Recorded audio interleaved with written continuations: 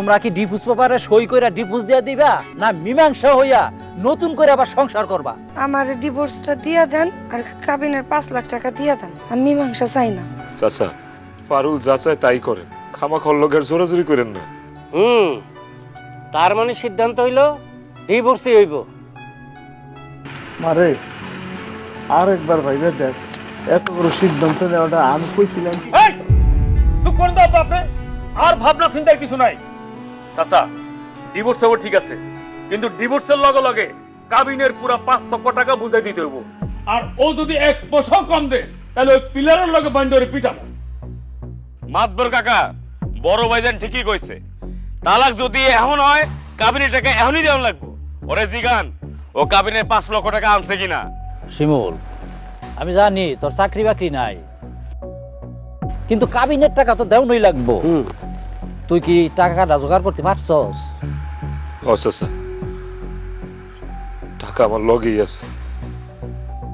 তাহলে তো হইলই, ও তো কাবিনের টাকা আনছে, তাহলে এখন তালাকের কার্যক্রম শুরু করেন। হ্যাঁ উকিল সাহেব, দেন তো কলমটা দেন। কোন জায়গায় সই করবে? এখানে তো? এখানে এখানে এই নাও, তুমি আগে সই করো। আসো। আহা, টেনশনের কি আছে, দিয়ে দে।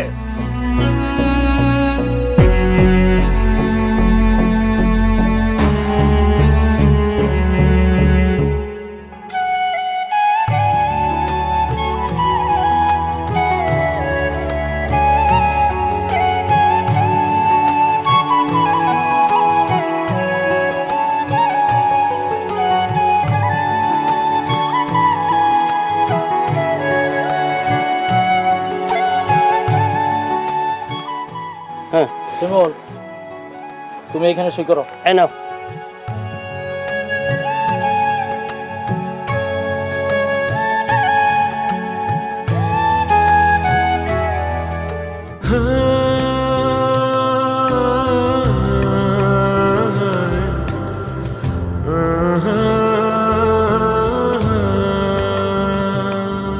আমি মরে গেলে তোমার হৃদয়ে রেখো না মোর নাম।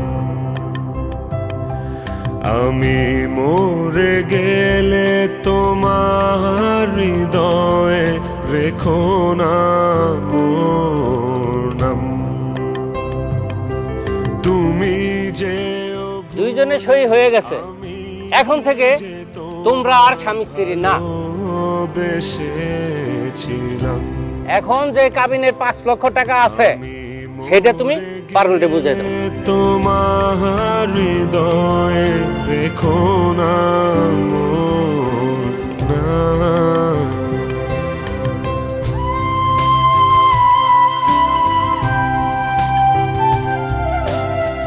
জীবনে তোমায় দিয়েছি অনেক কষ্ট, অনেক আঘাত, বিনিময়ে তুমি কোনো দিন দাওনি কোনো প্রতিঘাত।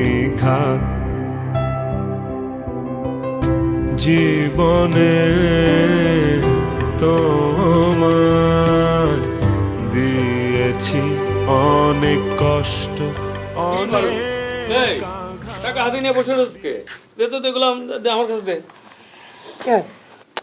আরে তোর হাতে থাকলে টাকাটা কোন সময় হারাই যায় না ঠিক নাই, বুঝছস না? টাকাটা আমাদের দুই ভাইয়ের কাছে থাকলে নিরাপদে থাকবো। তাছাড়া এই টাকা দিয়া তোর বিয়ে আমরা ধুমধাম করে দেব, বুঝছস? দে টাকা দে, দে। নাও, আমার কাবিনের টাকা এখন তোমার কাছে। আমার ভাগ্য হতো ভালো।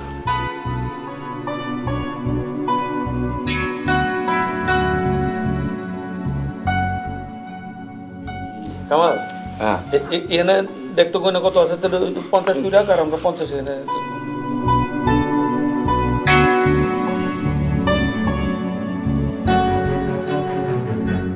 কি ব্যাপার ভাইজান, এই টাকা দিয়া বলে আমার বিয়া দিবা, ইটালি পাঠাই দিবা, তো টাকা ভাগাভাগি করতেছো কেন? আরে ভাগ করতেছি, কারণ হলো সব টাকা তো আর ভাইজানের কাছে থাকবো না, কিছু টাকা ভাইজানের কাছে থাকবো, কিছু টাকা আমার কাছে থাকবো, তাই না? তুই চিন্তা করিস না, তোর বিয়া আমরা ধুমধাম করে দিব একদম। হ্যাঁ, এই কামাল একদম ঠিক কথা কইছে, বুঝছস? আর তাছাড়া তোর বিয়ে শাদী না হওয়া পর্যন্ত তুই তো এই বাড়িতে থাকবি। হ্যাঁ, তোর খাওয়া দাওয়ার একটা খরচ আছে না, জামা কাপড় একটা খরচ আছে না, আমাকে তো কোনো আয় ইনকাম নাই, তোর এই টাকাটা কিন্তু আমরা খরচ করবো। এই শোনো, হ্যাঁ, এই ভাইজানরে কিন্তু 50,000 টাকা দেওয়া লাগবে। 50 পুরে দিবা? হ্যাঁ। আচ্ছা ঠিক আছে, কারে কি দিবে তুই হিসাব রাখ। ভাইজান, ভাইজান, বড় ভাইজান,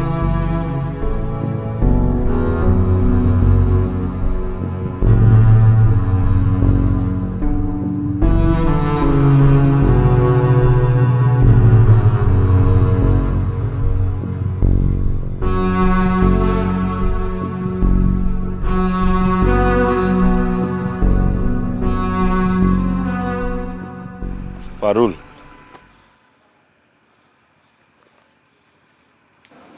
আপনার কি লজ্জা শরম নাই? আপনি কি বুঝতেছেন না আপনার সাথে যে আমার তালাক হয়ে গেছে? হ্যাঁ, আপনি তারপরও কিসের জন্য বারবার আমার বাড়ির উঠানে আসেন?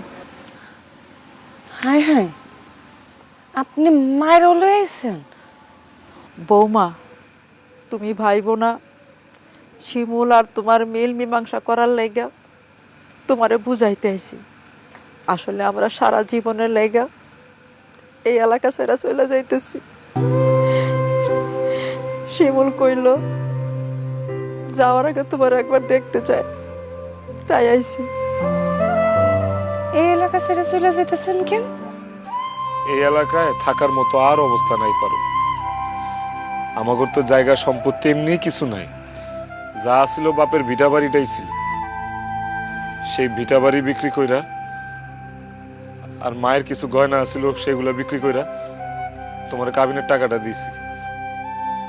যে লোকটা আমগর ভিটা বাড়িটা কিনছে সেই লোক কইছিল যে আমরা মিনিমাম 1 বছর এনে থাকতে পারো, কিন্তু কালকে রাতে হঠাৎ করে আয় কইতেছে এখানে নাকি তারা খুব শীঘ্রই বাড়ি করব, বিল্ডিং করব, আমরা যেন তাড়াতাড়ি চলে যাই। সেই জন্য আমরা চলে যেতেছি। কই যাবেন তাইলে এখন? কই যাবো জানি না, কিন্তু এই গ্রাম ছেড়ে অনেক দূরে চলে যেতেছি। যাওয়ার আগে ইচ্ছা ছিল তোমার শেষ একটা বার দেখা যাবো, সেই জন্য তোমারে দেখতে এসছি। জানি না এই জীবনে তোমার সাথে আর কোনোদিন দেখা হইব কিনা পারুল। তুমি ভালো থাইকো, সুস্থ থাইকো, নিজের যত্ন নিও। আমি যেখানেই থাকি সারাটা জীবন তোমারই ভালোবাসবো, সারা জীবন তোমার স্মৃতি বুকে ধরে বেঁচে থাকবো। তোমার যদি আমারে কোনোদিন দরকার হয় আমার একটা বার স্মরণ করে পারুল, আমি তোমার সামনে হাজির হব। পারুল, তোমার মনে আছে আমরা ঠিক করছিলাম আমাদের যদি মেয়ে হয় তাহলে আমাদের মেয়ের নাম আমরা রাখবো তোমার নাম আর আমার নাম মিলায়া। তোমার নাম পারুল, আমার নাম শিমুল, আমাদের মেয়ের নাম রাখবো বকুল। মনে আছে তোমার? তুমি যদি আরেকটা বিয়া করো, সেই ঘরে যদি তোমার একটা মেয়ে হয়, তুমি সেই বাচ্চার নাম বকুল রেখো। আমি চেষ্টা করব। পারুল, তুমি জানো তুমি যখন আমার শিমুল বলে ডাক দিতা আমার বুকটা খুশিতে বইরা যাইত। আমার মনের মধ্যে অনেক কষ্ট পারুল, তুমি কি আমার একটা বার শিমুল করে ডাক দিবা? বিশ্বাস করো, তুমি যদি আমার একটা বার শিমুল করে ডাক দাও আমার ভিতরে যত কষ্ট আছে সব শেষ হয়ে যাইব। তুমি আমারে যা যা কষ্ট দিছো আমি সব ভুলে যাবো, কিচ্ছু মনে রাখবো না। একটা বার ডাক দাও না আমার শিমুল করে, দিবা না পারুল? ডাক দাও না একটা বার পারুল, একটা বার কও শিমুল, একবার শিমুল, একটা বার শিমুল কও পারুল, একবার আর বলুন না, একটা বার শিমুল করে ডাক দাও। আম্মা ও একটা বার শিমুল করে ডাকুক, খারাপ পারুল একটা পারুল একবার ডাক দাও না শিমুল করে, পারুল।